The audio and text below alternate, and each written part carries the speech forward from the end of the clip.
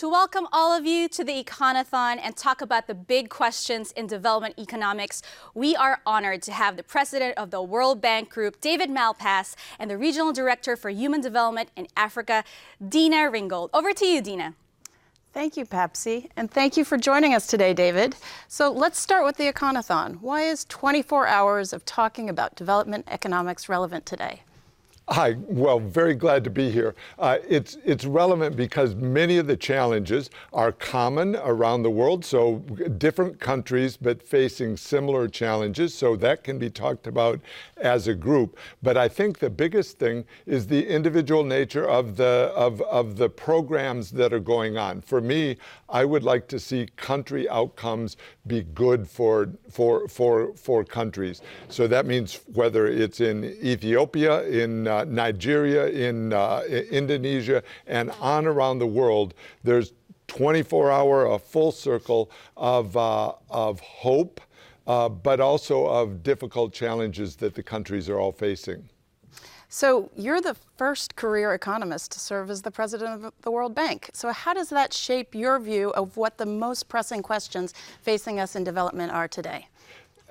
I don't know that it changes how you address, but it does mean that I really want to see metrics that tell us that people are doing better. That means a broad concept of living standards. That means people's cash income, but it also means their ability to get an education, their environment. Is it bad? Is it improving?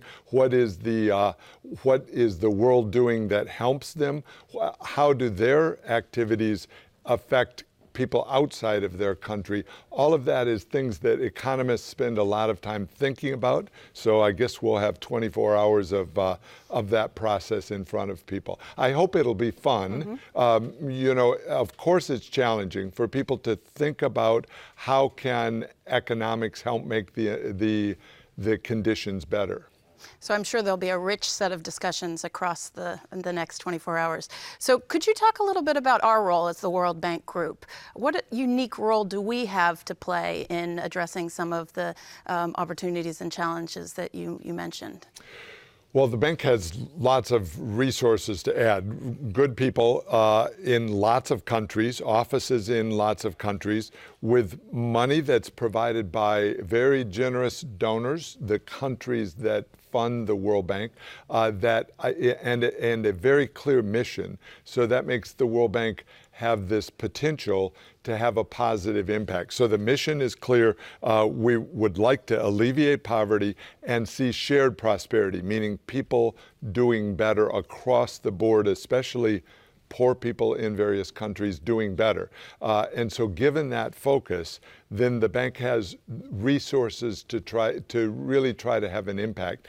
We have to work with countries, with the leaders of countries, and with the people, with civil society groups within the various countries to try to come up with an action plan. And that's really how the bank does it.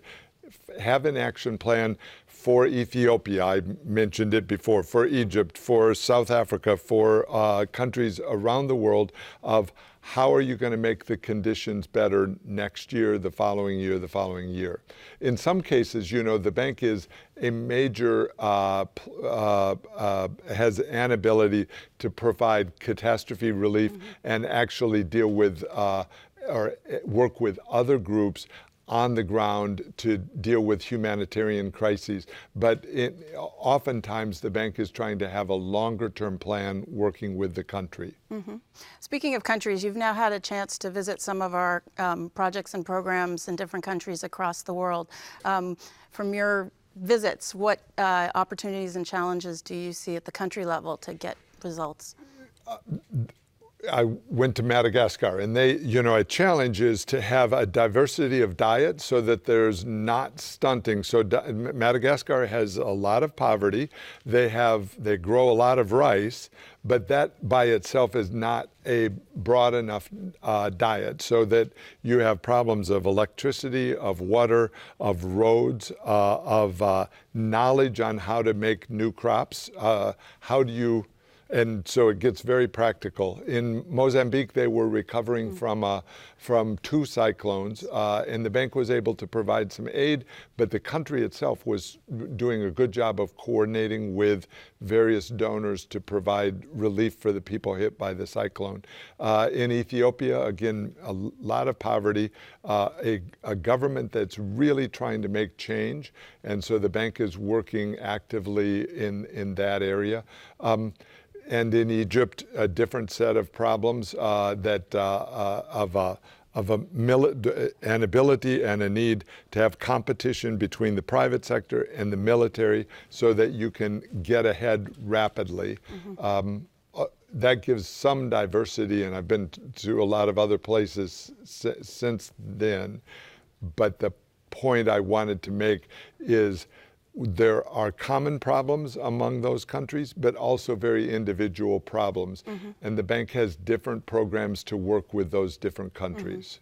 I'm sure some of those themes of humanitarian relief, reducing stunting and improving human capital will be themes across the day. And education, health, jobs. One that people don't talk about a lot, and I hope will be done during this 24-hour telethon, Econothon, is trade facilitation. One of the things that countries can do better is be able to have commercial activity across their borders. That means some kind of customs service that works, information about what the different tariffs are in the different countries, standards that are in common, so that people can actually benefit from each other's activity. That's a key part of all of this is cooperation among people across different regions and across different borders. I understand there'll be a discussion of the forthcoming World Development Report, which focuses on this question of trade and the linkages with aid. Right, exactly. That'll come out, I think, in early October, and it's called Global Value Chains. But it's really, which is a big phrase, but what it boils down to is people around the world being able to participate in profitable activity by getting the skills, education, the logistics, meaning how do they connect into markets that are bigger than themselves. And it's a big challenge, but it's also a big opportunity for countries around the world. The World Bank has a big program in Bangladesh. Bangladesh has found areas, they call them clusters, of commercial activity that can be part of a global value chain, in this case in textiles. So starting from some competitive production, Bangladesh then learned how to design products, which is a value-added kind of skill, learned how to find markets for the products, and that's been profitable for the people of Bangladesh. So that's good because that brings them, they're facing even today a new climate onslaught from flooding, and so they need to be stronger economically in order to withstand some of the environmental challenges. And one of the interesting things about the Bangladesh example that you mentioned is that it was women who were working in this garment industry. And I've heard you talk about the key role that women have in building economies and societies and the need to bring them closer to the center of economic gravity. Could you talk a little bit about that agenda? Absolutely. This is a major theme of the bank, and I think of the world development community, of how can women be fully able to participate in economies. It turns out, to be a challenge in lots of countries. How do they have legal rights? Do they have the education, including from age 5, but then don't leave school, stay in school? How can that be done from an economic standpoint and also from a social standpoint? One thing I'm encouraged by is some of the societies that have been resistant to that are more open to change now. And so I think there is progress in women empowering themselves from a financial standpoint, education standpoint, and the laws have changed in some countries. The bank produces an important report called Women, Business, and the Law, where it identifies by country what the laws are that are blocking women's full inclusion within the society, within the economy. And so by identifying it, then I meet with world leaders and they say, we're trying to change this law. And so then we embrace that and push it forward, try to push it forward. Okay. So another issue I've heard you talk about is the importance of sort of the convergence of strong leadership and good policies and for country programs. Can you reflect a little bit on that? There's a practical challenge in the reason the world is the way it is and poverty is stuck in some countries is you look at the country, at the laws, at the way the system works. So I'll give you an example. Many countries have state-owned enterprises which have provided profit or cash to various parts of the elite within a society. So a new government comes in, wants to change that. It takes strong leadership. It takes a technique for the country to try to make those difficult changes. And the bank can help both by working with the country, identifying what the problem is, maybe laying out a plan, but then the country itself has to push forward with it. So we're working with countries really around the world on empowering leaders, also the government structures, the civil servants within countries. They may be resistant to change. So how can people in the country interact with their governments to create a better environment? In a lot of cases, it has to do with the implementation of change by the leadership of the country. And that's true of developed countries. That's not unique to developing countries. Yeah. Big challenge for governments to make to allow the environment, their business climate, their prosperity to go up. Big challenges. Yeah. Fascinating. So I'm told we have time for one more question. Yep. And I think you were going to ask me a question about human capital. So I want to ask you, how does your group work? I know it's a broad area. Absolutely. How do you break it down? Yeah. So over the last year, the bank has focused a lot on the issues that you've mentioned when you've talked about the country's education of girls and women, improving stunting, which is key for cognitive development. And we launched an index over the past year, which actually measures countries on their health and education outcomes. And it's based on new economic research, which draws a direct line of sight between these outcomes in human capital and economic productivity and growth. So the human capital this is the index. Human Capital Index, and it's really captured the attention of many of our client countries because they're seeing that they're not going to succeed if half of their children can't read or don't go to school, or many children don't make it to their 5th birthday. So countries that have children who are well-nourished, ready to learn, who learn in school, who are able to get jobs as healthy, skilled, and productive adults, those are the countries that do better. So we've been working across the World Bank Group, and I think some of the discussions later on the day will touch on this, about this agenda. And we've been really impressed that over 60 countries have expressed an interest in being part of a human capital project. So I think it's a great example of how the economic research that we do then translates into the dialogue that we have with our countries. Yeah, that's great. It's innovated in the idea of learning. So the goal is to have people learn, children actually learn. Absolutely. Rather than the goal of having more schools. The abstract goals of textbooks, schools, those may be critical to learning, but the end result is to get people actually to have knowledge, to have learning success.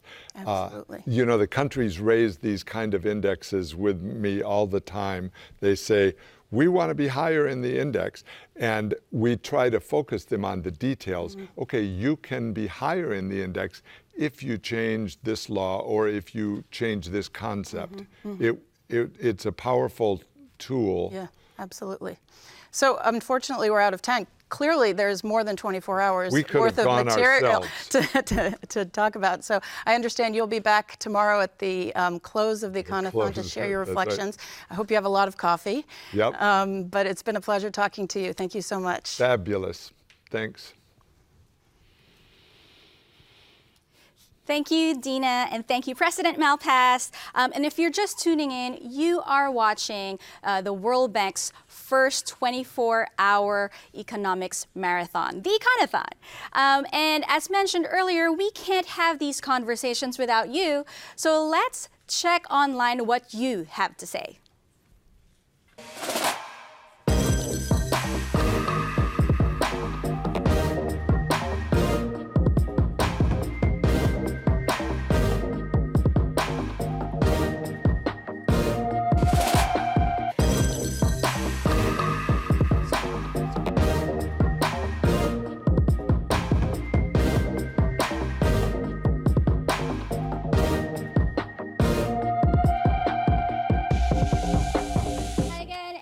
With our social media gurus, Fahir El-Fayez and Zubaida Robinson. Welcome, ladies. What do you think about the Econothon? Thanks, Pubsy. I think it's exciting. Yeah. We are seeing a lot of engagement online. There's a lot of buzz. And hopefully by the end of the 24 hours, we'll get the hashtag Econothon trending. Right. How about that? Do it, guys. Do it. So tell me how our online audience can participate in these discussions and what are they saying right now?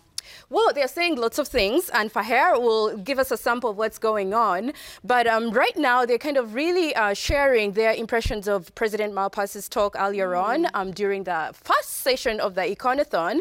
And we'll keep going through those mentions to see what people are saying, and we'll be pulling some of them out. But the ways they can get involved is you can comment on our Scribble Live, which is online on World Bank Live /Econothon, and also on Twitter using the hashtag Econothon. Anywhere you are, Africa, East Asia, all 6 regions of the world, we want you to take part in this conversation. But Fahir can give us a sample of like some of these mentions. Let's hear it. Definitely. So many people have been so engaged since last week, since we've been getting a lot of comments, over thousands of comments. I'm going to say a couple of shout outs to a couple of people. I'm going to start with Ima, who said, "Hi, I'm a college student who's really interested in preserving our environment. What can I do to make an impact in promoting sustainable development in our local community?" So we say hello to all our college students who are watching. Hi. They're really great. So stay tuned, listen to our different panels to answer some of these questions. Collins Dundu from Kenya said hi. We also got Acha Gomez, who said, "Es muy importante el tema," which means this is a very important topic. We agree with you, and that's why we're doing this. Fatima from Egypt said, "أولاً نحدد احتياجات سوق العمل في هذه الفترة وأهم الأعمال. ثانياً تدريب الشباب وتأهيلهم للنهوض," which means first we need to define the labor market's needs and the most demanded jobs, and then second we need to train the youth. And the youth are really, really crucial, and we'll see on our discussions. Thank you so much for even translating that for us. That's awesome. So as you can see, this is, we're broadcasting around the world, and our regions will be coming in later actually to kind of take over.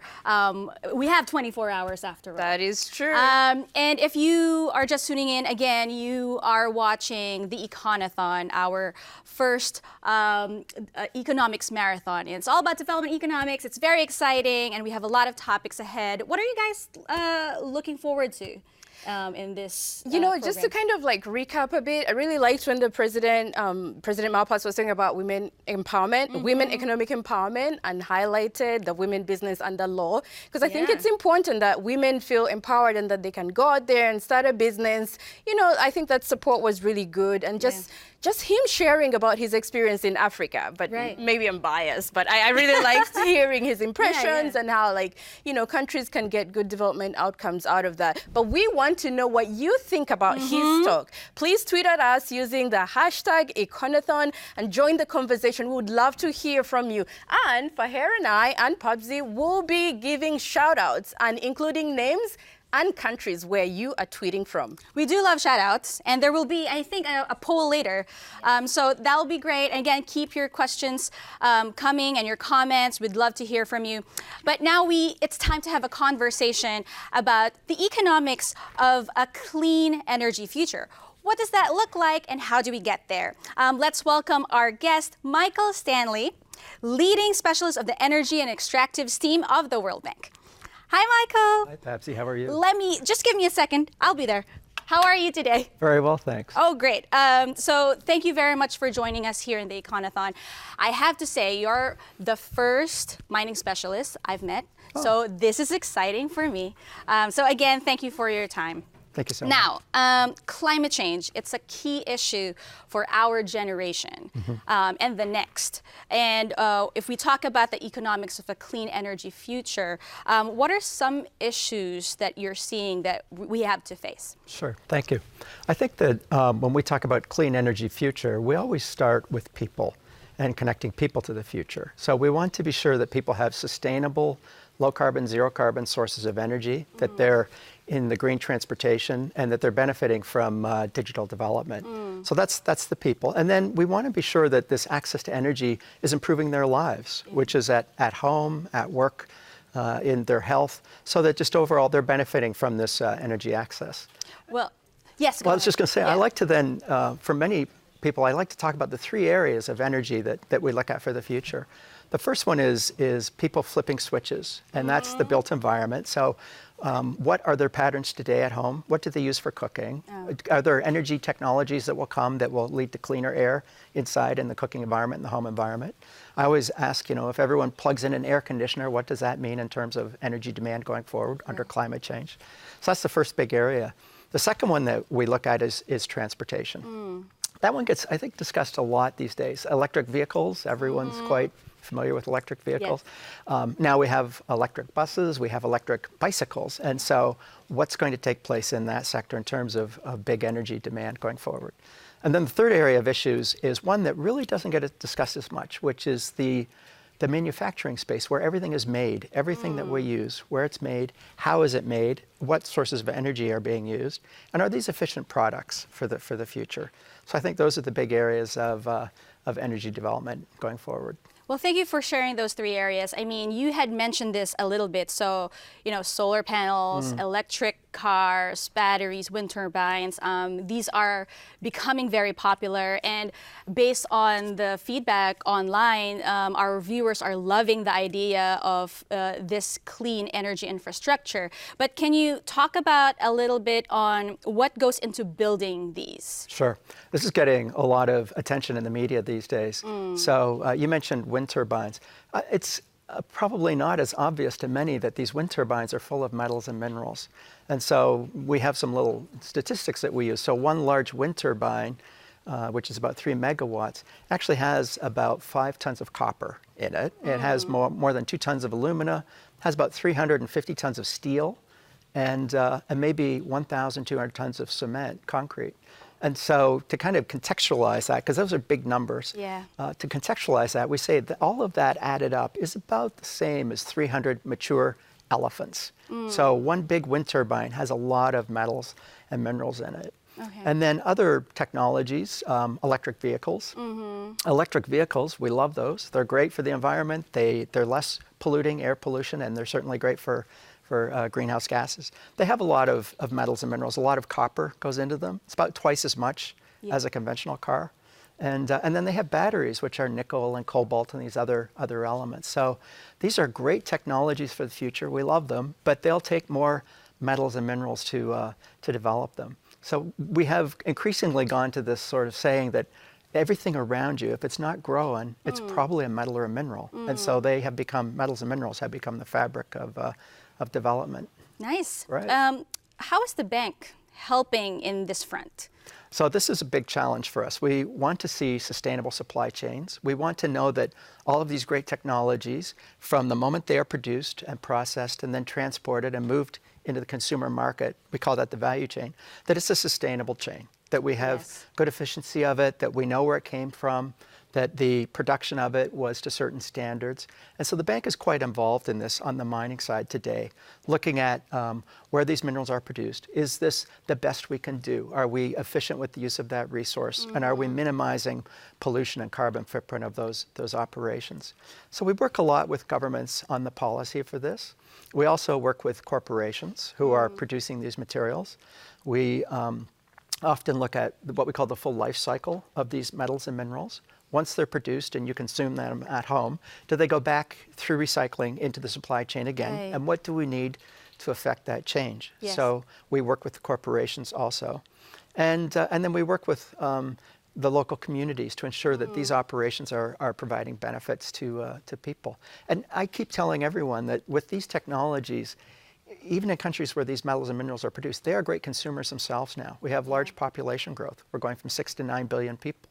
And so more will plug in air conditioners as they have energy access, and more will use smartphones. My little factoid on smartphones is that it's about 75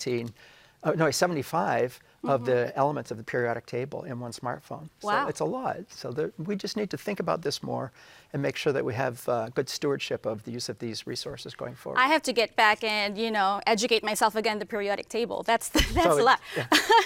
I was asked by a child, I said 75 elements in a smartphone. Well, how many are there in total? So I had to check. It's 118. So it's 75 of 118. So. That's good to know. Yep. So what will a low carbon, clean energy future mean for developing countries, especially those with deep reserves of metals and minerals?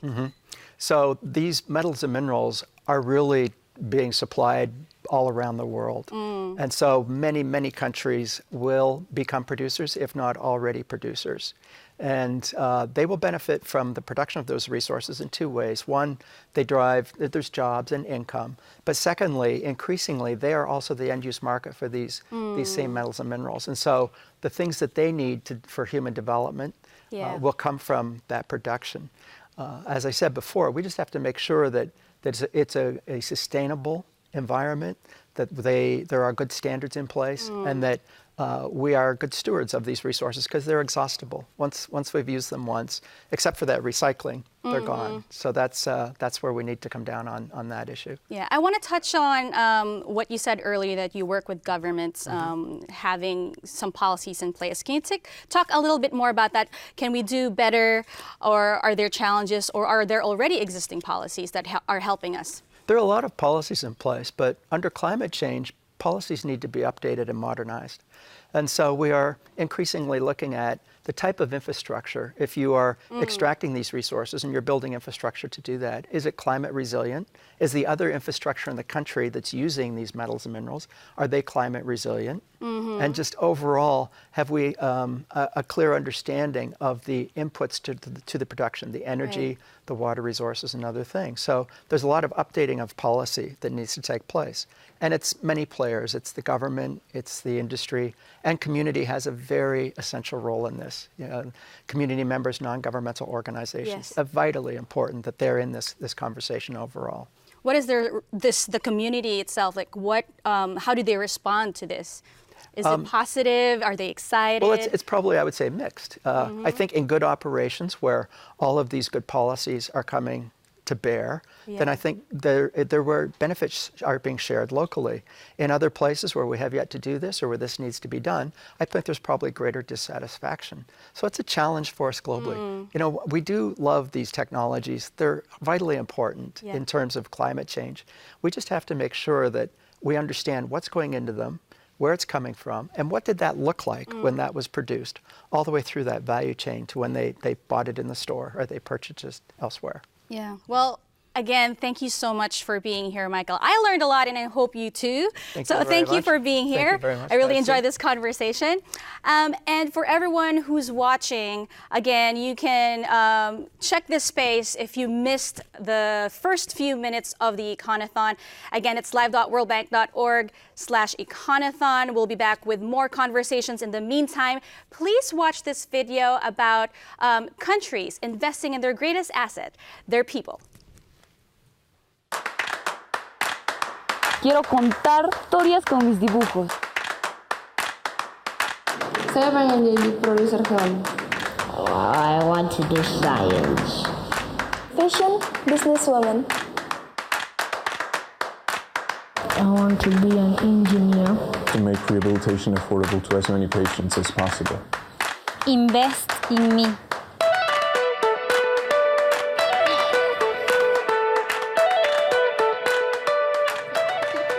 Eso ha sido el cambio en la comunidad y en mi hogar especialmente, ¿no? En ellos está el cambio.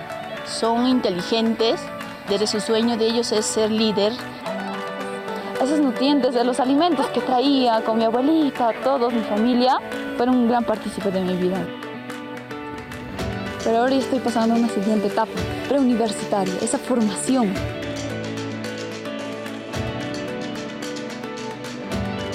Mereka mempunyai mental atau jiwa wirausaha. Kita juga diajarkan kewirausahaan. Motivate kids on how to think about logic. Karena pendidikan sendiri adalah fundamental bagi anak bangsa untuk nanti mereka memajukan bangsanya.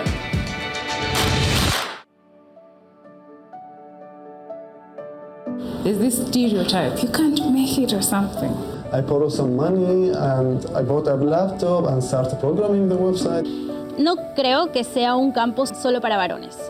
In 6 months I managed to publish it online. Pero está en la decisión de uno mismo poder romper esas barreras y realmente involucrarse en tecnología.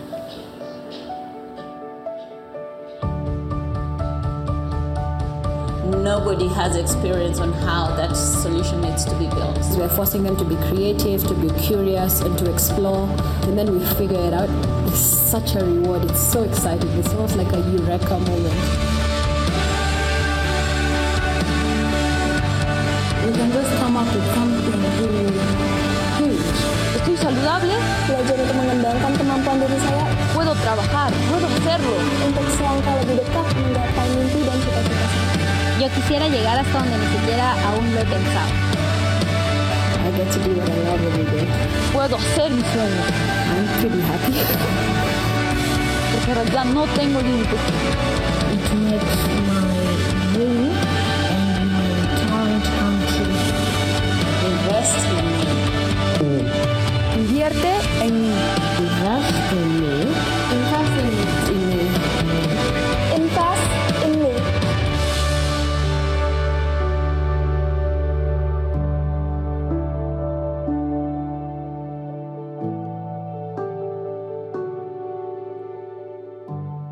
Welcome back to Econothon. Again, thank you for joining us. Keep those comments coming. And it's time to introduce our next panel. I'm looking forward to this discussion about looking into the future and getting to know some of our young and brilliant economists here at the World Bank. We have Ruth Hill, lead economist of the Poverty and Equity team, Heather Moylan, survey specialist of the Development Data Group, Eeshani Kandpal, research economist of the Development Research Group. Welcome, ladies. Thank you. So I've been reading your blogs and watching some of your videos. I have to say that your work is very admirable. So thank you. It's an honor and pleasure to having you here. So we get a lot of questions of what it's like to be an economist at the World Bank. So let's start with that. Tell us about your work and what inspired you to be an economist. So I work in the poverty team at the World Bank. So we help countries assess what's happening to poverty in their countries. So first we help them collect the data to see how many people are poor, and then we help assess what's been happening to poverty. Is it going up or down? What kind of things have been helping? What hasn't been helping? What's missing? And then we look at how the World Bank can prioritize what the work that it does with governments, what it invests in order to try and increase the pace of poverty reduction. So that's what I do. In terms of what inspired me to get involved in economics, so actually it was when I was in secondary school and I got inspired to get involved in international development issues. So that was what brought me to economics, actually, is that I learned more about the injustice in the world and how I, as a kid growing up in Scotland, had so many more opportunities than a lot of other people that just through accident of birth were born in different places. And as I studied more, I realized that economics was a way that I could help understand some of what drove those inequalities, and also, but more importantly, how to design policies and approaches to actually help make progress. And so it was my interest in development that drove me to economics. And here at the World Bank, I get to do both. Nice. So I feel very privileged to be here. Heather? Great. So I work as a survey specialist, and I'm based here at the Development Data Group as part of the Living Standards Measurement Study team. The Living Standards Measurement Study, it's the premier household survey program here at the World Bank, and it was established back in 1980 with the purpose of monitoring poverty and to better understand living standards across the world. With today's team, so we do some similar work to what Ruth has described, but with today's team, so our main focus is working directly with national statistical offices. We want to build technical capacity and improve their survey design and implementation. We also conduct some of our own methodological research. So we want to understand what are the best practices in survey methods. We want to find what is most accurate while also taking into account cost effectiveness. And then finally, we also produce our own analytical work. So we have sort of these three components that we tie together, and we produce papers ranging from poverty to nutrition to livelihoods. For me personally, I started working with the team about 8 years ago, so quite a while now. And during that time, I've worked primarily in Eastern and Southern Africa, working with a focus on agriculture and gender. And I want to just, I guess, to give sort of the viewers sort of a taste of what we actually do on the ground.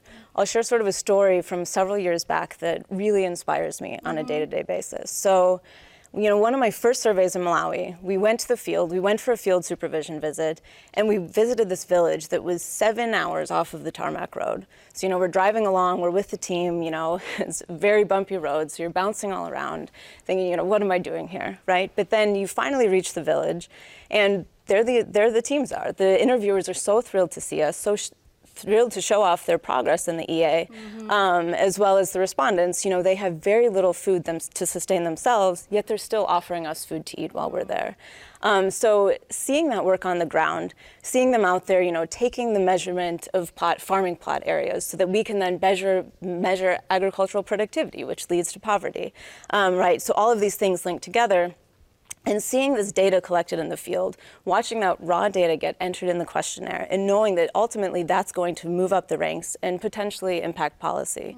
I think that's what drives me on a daily basis, and really what drives everyone in this institution. And that's great to share. Like these numbers are not just numbers; these actually represent actual people and actual people's lives. So yeah. Thank you for sharing that. That's very inspiring. We say that every data point is a human story. So thanks. Eeshani? So I work in the research department of the bank, and my job is to provide evidence on the effectiveness of development policy. This evidence then informs the bank's decision-making and its advice, its investments, and how it works with client governments. So like Heather, I study a wide range of topics. I study nutrition, women's empowerment, health, and social protection. I grew up in India. I grew up at a time of very rapid economic change as well as social change. So India liberalized its economy in the early 90s. A lot of people very quickly became much wealthier than they could have ever imagined being, including a lot of very poor people. But at the same time, a lot of poor people remained just as poor, maybe as many or even more, remained just as poor, maybe even in relative terms became poorer than they used to be. And of course, this had impacts on the social fabric of the country as well. My mother worked for the Indian government, and she was a single parent. I was an only child, so if I wasn't in school, I would go with her on her field visits. And I saw a lot of this, of the changes that happened from that economic activity up close and personal. So these questions have been with me for a long time, the questions of poverty, of inequality, and they're deeply personal to me. Yeah. I think the bank is a particularly fantastic place to study these sorts of questions for a couple of reasons. The first is that here at the bank, we have an audience. that includes policymakers whose decisions affect the lives of millions. And I can't reiterate strongly enough what Heather said about the work we do translating to, at least hopefully translating to real impacts in real people's lives, and it's important never to forget that. And so we have this unique audience of policymakers whose decisions are enormously impactful, who are willing to listen to us, who are willing to engage with us because of the historical convening power of the bank. But at the same time, the bank itself is committed to independent research. And so it provides us in the research department with the sort of resources that are necessary, the environment that is really essential for producing the sort of research that will keep policymakers engaged.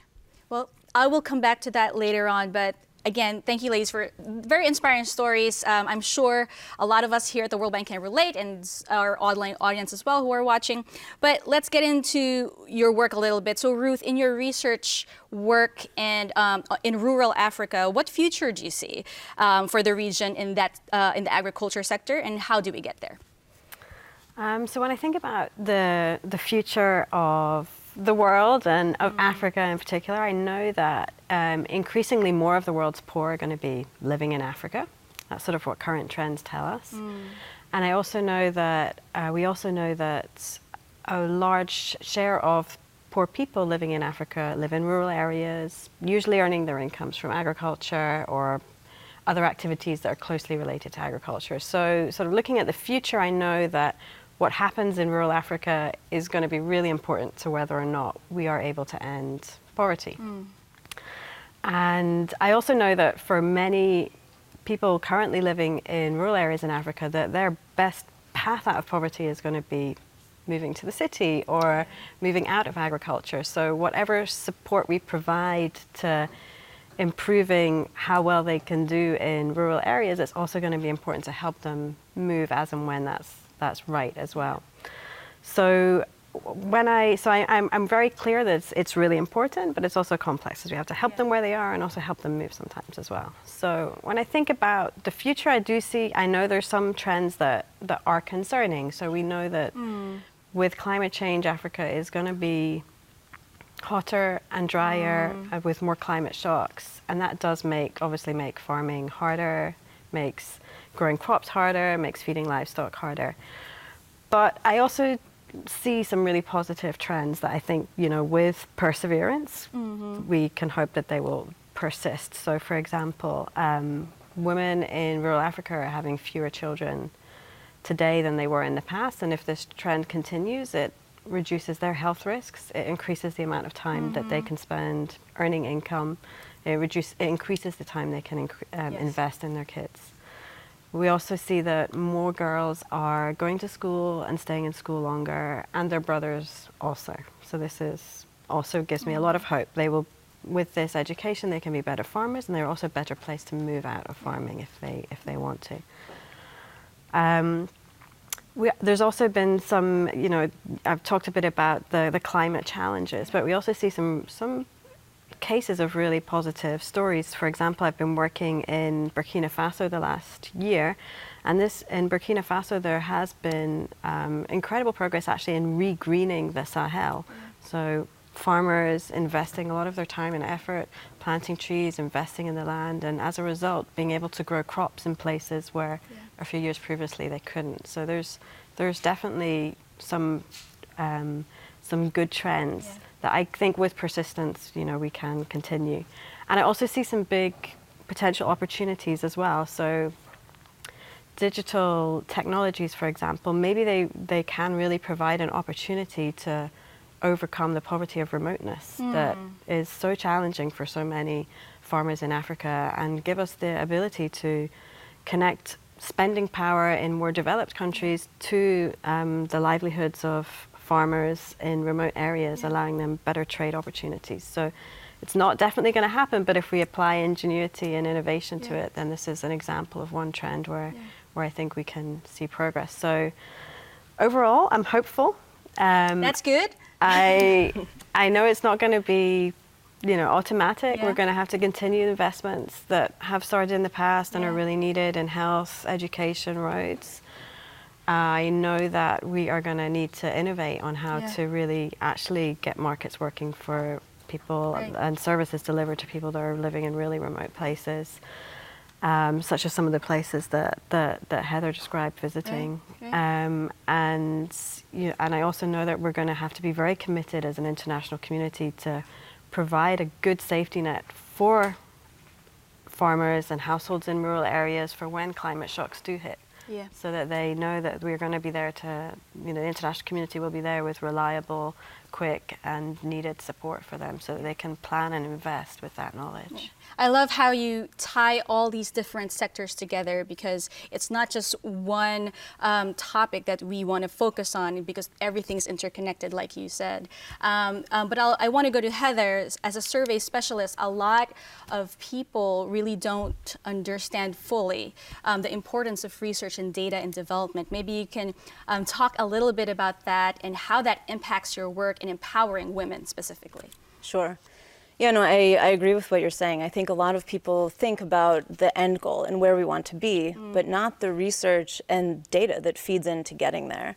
And so, Ruth was highlighting many of the challenges that we face across the world today. And, one of the main issues facing youth is women's empowerment. So that's an issue that's very near and dear to me. And, for one thing, it's great that we're all women sitting up here. Yes. But on a more serious note, evidence has shown that empowering women fuels economies, and that's what spurs the robust shared growth that we need to end extreme poverty. Yet despite that, we still see gender inequalities across the developing world, right? So, we see this in social life, political life, economic life. And for instance, women still lag behind men in terms of labor force participation, employment, earnings, in terms of asset ownership and control. They still face legal and social barriers in owning assets like land, housing, finances. And this really takes a toll on women, right? So, we see lower agricultural productivity. They're more inhibited from entering entrepreneurship. And if they manage to have a business, it tends to be a smaller enterprise. So, these are the challenges that we face. And the only way that we can move forward with this and tackle these challenges is with more and better data. So we need to tackle this gender data gap. And I think that the way that we do this is with surveys like we do with the LSMS, so the multi-purpose household surveys.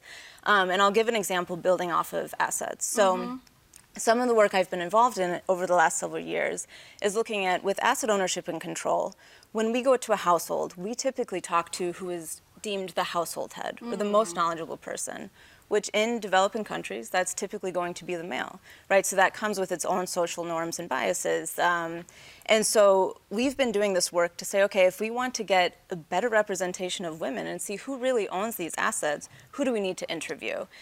So we've been doing this work to try to come up with best practices and identified that we need to hear the voices of both men and women. So as an institution, the World Bank, so the LSMS team, we're working with the Gender Data Group to take best practices such as this, so taking the work on asset ownership, taking work on employment, and now trying to scale that up to the national level. We want to take these best practices, spread them through countries so that we have fuller statistics on gender. So I think that this sort of showcases the type of work that needs to be done. This is just one example on gender, right? But there's a million other topics that we need to do this type of research. And every decision, I think, moving forward has to be evidence-based. And this is like what's good about what you are doing. So Eeshani, you mentioned policy earlier, and I know that your research focuses on how public policy interacts with inequality. So if people fully understand how those two themes intersect, what can we achieve? Right, that's a great question. Inequality is vast and it's complex, right? We tend to often in the media read about income inequality even in the US or other developed countries. But there is, as both Ruth and Heather have alluded to, there are many dimensions to inequality. There's inequality of access. There's inequality of opportunity. There's inequality of outcomes, of course. So I think in the way that these different types of inequalities, they interact with public policy, there's also a vastness and a complexity that hasn't been studied in a lot of depth. So I think in my research, one of the insights, I would say, is that development policy sometimes that is intended to reduce poverty or reduce inequality can have quite the opposite effect of its intent. So I'll give you two specific examples. Cash transfers are a very popular policy tool in development. So you give some households or some individuals money, right? And it's often given to the woman in the household because of evidence suggesting that that then goes a little bit farther than if you give it to the men.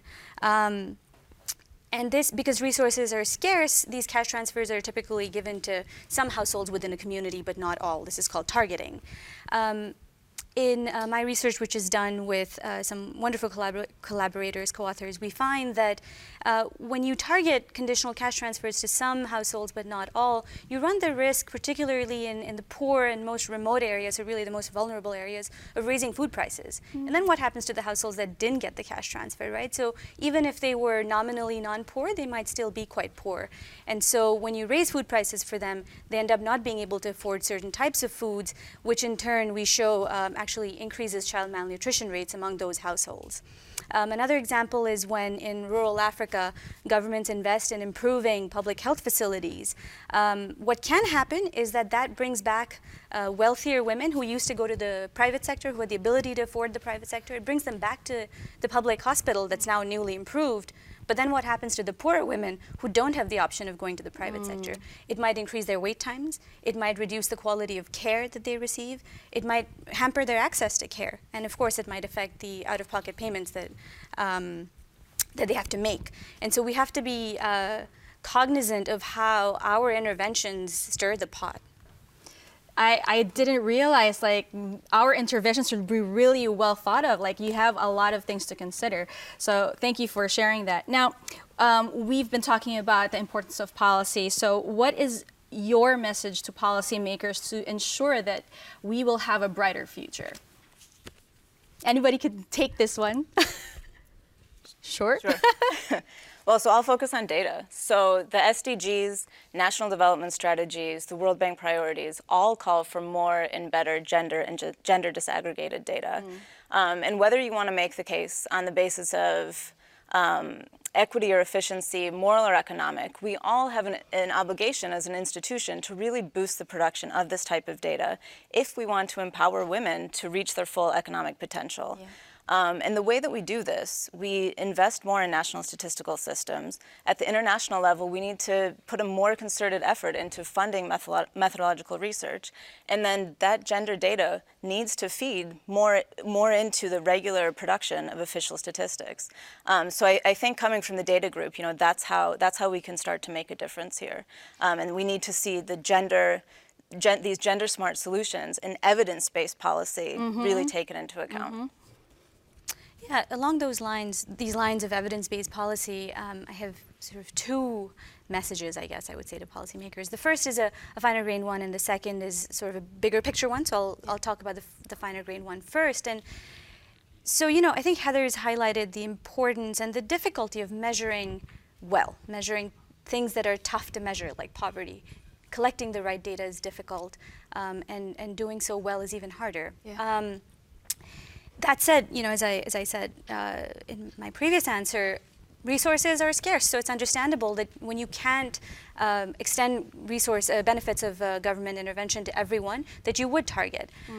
But I would, urge policymakers to remember that individuals, that health facilities, that schools, that even markets, these don't exist in isolation. They don't exist in a vacuum. And so you might want to target one household and not the other. You might want to target one health facility and not the other, one school and not the other. But because we are interconnected in many different ways, there will be consequences on even those that are not being targeted by you. Yeah. And so it's really important to remember that unintended consequences might arise. Yes. That said, and this is sort of the bigger picture suggestion, stay engaged with economists, stay engaged with economic research, please, because we're here to help you navigate this potential minefield of unintended consequences. Economic theory and our data-driven research tell us where these unintended consequences might arise. Just because they're unintended doesn't mean they have to be unanticipated. Yeah. Yep. So briefly, let's talk about inspiring our viewers even more to be economists. What future do you see for development economics, and what role do economists play in ending poverty? Ruth? Yeah, I think it's a really exciting time to be an economist if you're sort of interested in using data to think about how to, and economic theory to think about how to better design policies for ending poverty. There's more and more data available now than ever before. We're getting quicker at producing data as well. So there's more data available. We're also getting better at working out how to quickly and rigorously test whether or not things are working and what kinds of unintended consequences there may be. And we're also getting better at learning how to work with other disciplines. So, for example, taking insights from psychologists on how people think and decide and saying, okay, well, how do we use that in terms of what we think might be a good design for policy, or what should we be checking that's working or not? So I would say it's a really interesting time, and I think that, as my fellow panelists have described, there is a real role for economists both in thinking about how to design policies, but also how to help governments, you know, monitor and adapt and fine-tune until they see the results they want to see. You know, I fully agree with everything Ruth is saying. You know, over the next 24 or now 23 hours, we're going to be seeing so many different presentations looking at, okay, we're in a big data revolution right now, right? So there's so many new technologies available, and there will be presentations showing, okay, this data will give us faster data, more accurate data. But coming from a household survey background, you know, we also want to emphasize that we also need to bear in mind that we have all these new innovative solutions, but we need to make sure that we're actually validating the results that we're getting, right? So that's the first thing to bear in mind. So we want to make sure that these results apply to the whole human population rather than just certain sectors. And then on top of that, it's really this integration of old sources of data with new sources of data. And the session from the data group later this afternoon will focus on this as well. But with all of these sectors working together, working on this integration, social scientists, data scientists, economists, that's really what's going to bring about significant change in moving towards ending poverty and hunger. Thank you so much, ladies. I am very inspired by our discussion, and it's a big data revolution that we're going to look forward to. Thank you for joining us again. And now it's time to turn it over to your next host for the next hour.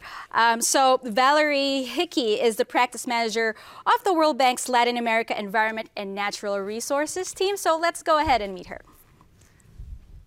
Hi, Papsy. Hi. What a fantastic session. Thank you. Give me a moment. I'm coming, Val. Take your time.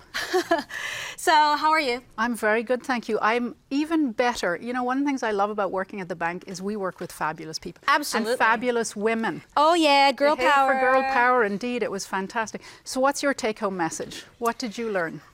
So I am very inspired by the work of the World Bank. I've been working here for 6 years. Not a long time, but every day I learn, and every challenge that we take, we press on. So a lot of ways to do development, but it's all about working together. So thank you very much, guys, for joining me for the first hour. We have 23 hours to go, and so stay tuned, and we'll be right back.